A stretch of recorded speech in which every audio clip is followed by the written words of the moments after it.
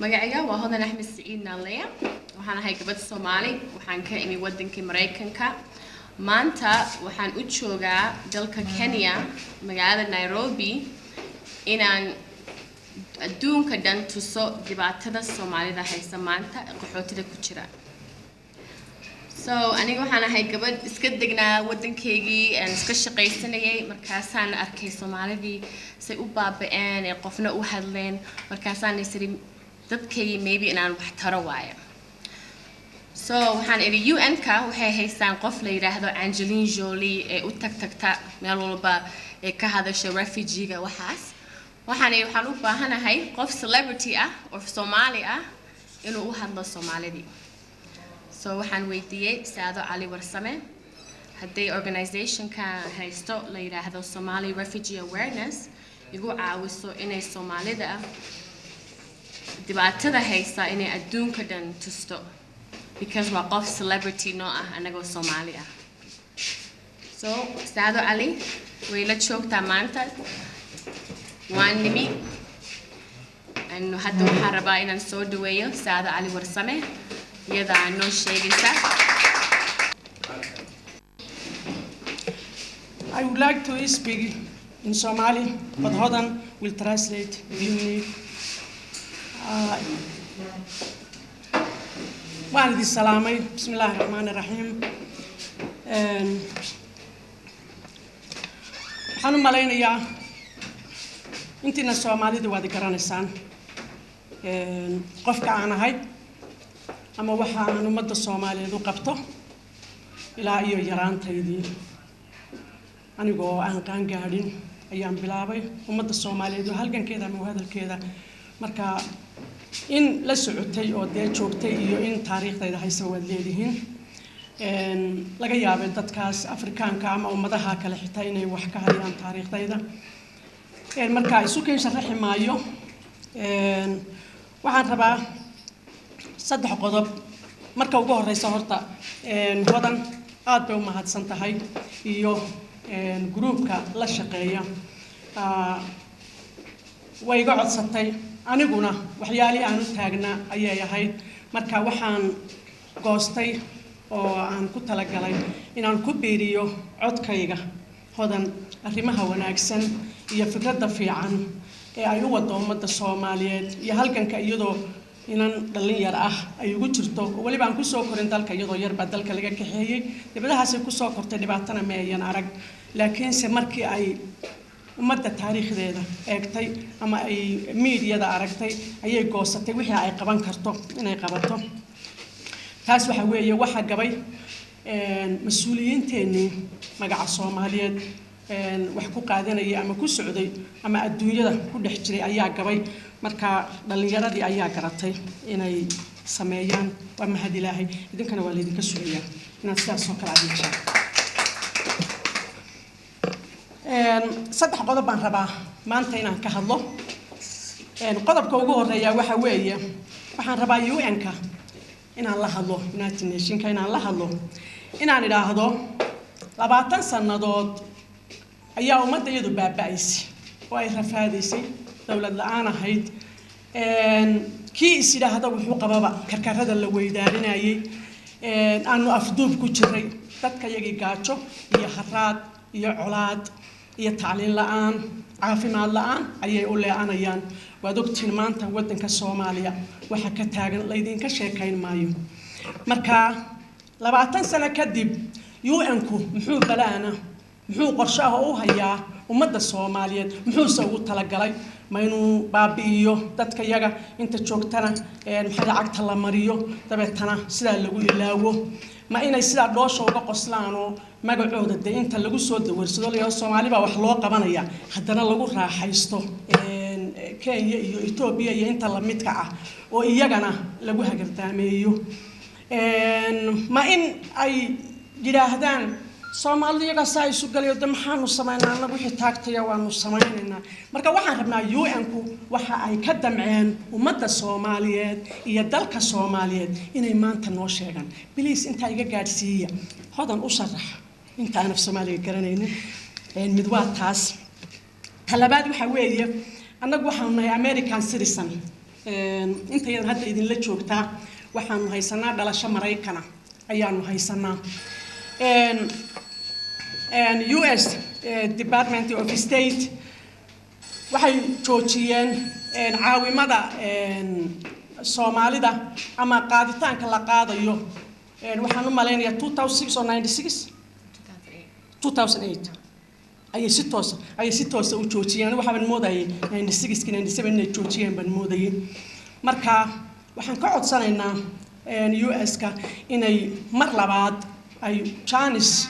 u ogolaadaan ummadda Soomaaliyeed loo furo in la caawiyo la soo qaado xiriyaha qaxootiga dadka ay ku baaba'san yahay dariiqyada ay dadka ay ku baaba'san yahay Soomaaliya xitaa kuwa aan soo gaari karin ayaa jira xiriyaha qaxootiga ee Dika iyo Dadaab iyo Xagar Dheer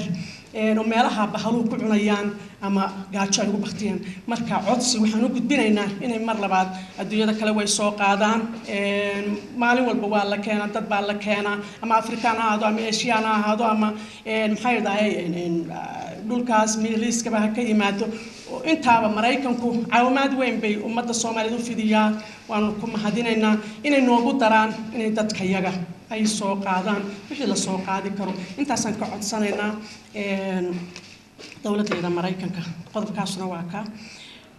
qodobka saddexaad waa qodob ku saabsan ummadda Soomaaliyeed iyo midnimadeeda iyo sida loo jahwareeriyay dhalinyaradii Soomaaliyeed ee 20 sano dhalatay ama iyadoo 5 sano jirta ama 10 sano jirta dawladdii ay dhacday sida loo jahwareeriyay oo waqooyi iyo confirmation doonaan baha joogan khadka looga lumiyay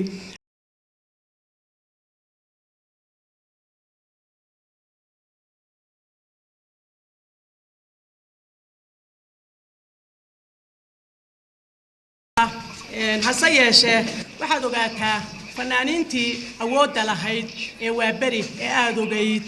inay ka mid yihiin bulshadan Soomaaliyeed 20 sano baaba'san ee jabtay ee hoogtay halaagantay inay ka mid yihiin iyaga ka soo dhex bixin meer gaar ka meeyeen imaanin sida dhibaatada ummadda Soomaaliyeed oo dhan ay u saameysay iyagana u saameysay waa waabari kuwan hadda waa Muslima Qaasim waa Ooyaye Maxamed Ciise waa fanaan dhalay waxay qaxooti ku yihiin 20 sano aynu soo jabnay Kenya qaxooti ku yihiin wiil yar isagoo abu soo galay sad caruur hadda leeyahay tan ninkeedii waxa lagu dilay dagaalada lagu dilay iyagoo qaxaya la dilay iyadoo 9 bilooda ayaa xabadi ku dhacday ilmihii uurka ku jiray xabadii baa dishay iyadana waa inta la qalaa laga soo saaray ilaa hadda ninkeedina waa la dilay ilaa hadda waxay korisay la silixsan tahay waa caruurteedii intii badnaydna fanaaniintii way dhinteen waanu se ku tala jiraa wixii duruuftu ogolaato nima meel ku asqoobay noqotay dhibaatadaasana wada saameysay waanu ku tala jiraa inaanu sameeyno oo aanu halgano waxa dad garabna siisaan hadda tiin saxaafada aad baad u mahadsantahay waan ku salaamay inkastoo aad magacaaga ii sheegin maya baqrsani ilkaasi barasho wanaagsan maya baqrsani kumana aanu lahayn waxa jira anagu haddaanu nahay fanaaniinta Soomaaliyeed ama si hoobalada waa bariba anagu waxaanu nahay afka ummadda indhaha bulshada ayaanu nahay dareenka shacabka ayaanu nahay waxaanu had iyo jeer ka hadalaa wixii dhibaya shacabka ayaanu ka hadalaa waxaanu gudbinaa waxa ay qabaan shacabku ama bulshadu ayaanu gudbinaa sida daraadeed waxaanu gudbin jiray dareenka shacabka Soomaalidu waxay ku mahmahdaa wax ku siiya wax badan baad aragtaa laakiin se wax ku sheega wax yar baad aragtaa dawladayada waxbaanu u sheegayna inay wax fahmaan war shacabku uu dhiban yahay dhibta laga qaado jarta hal la bedelo ama xukuumadda hal la bedelo ama systemku u shaqeynaya hal la bedelo hoga tusaaleyn baanu wadnay laakiin se nalama garan xukuumadina nalama garan wayna cadaadisay shacabigina nalamu garan lugtu ku walaaqay marka anagu dambi kuma lihin Ahmed aad baad u salaaman tahay waxa tahay saxufiyiinta wadaniinta baad tahay dushan kala socda inkastoo aragaagu hadda ay ahaa waan kugu hambalyeynaya waxaan ugu soconaa waxa idin sharaxday baan u maleynaya hodan Somali Refugee Awareness ayaa jira hay'adaas oo la aasaasay oo anigana iga codsatay inaan codkayga iyo magacayga baawarkayga inaan ku biiriyo marka hay'adaas ayaan la socdaa waxaan doonaynaa ummadda meesha ku dhibaataysan iyo kuwa kale oo soo socda iyo wixii loo qaban karo inaanu kala hadalno adduunyada inaanu soo masawiro inaanu la soo sheekaysano inaanu kula noqono wadankaanu dhalashadiisa haysano inaan waa kan dadka yagii jabaye war noo fura qaxootiga noo soo qaada inaanu idhaahnaanu barina ayaanu soconnaa waxaan idinkuna ilaahay baridaan inuu nagu guuleeyo codsigaas midda kale waxaad ilaahay inooga baridaan inuu wadankeena nabad inooga dhigo dibadu ma baahanayno haddii dalkeenu nabad inoo noqdo dibadii waa nafla caadi waa naf meelay aado weyday ayaa daba doonta dalkaaga ayaad haybad ku leedahay oo aad sharaf ku leedahay sharaf iyo wanaagtoona kuma haysano dibadda laakiinse naftaanu ku maradhaaminaa aad baad mahadsantahay sahla dadkayga wada jiro dantooda wada socdee miyay guul waayayaan maya waa maya waqooyiyaanow dhasho walaalahay koonfur jecele miya lay walayaa maya waa maya anaa wacad qaadayo calanka weligay sidee miyaan cidla wadhi karaa maya waa maya haqa weligi cado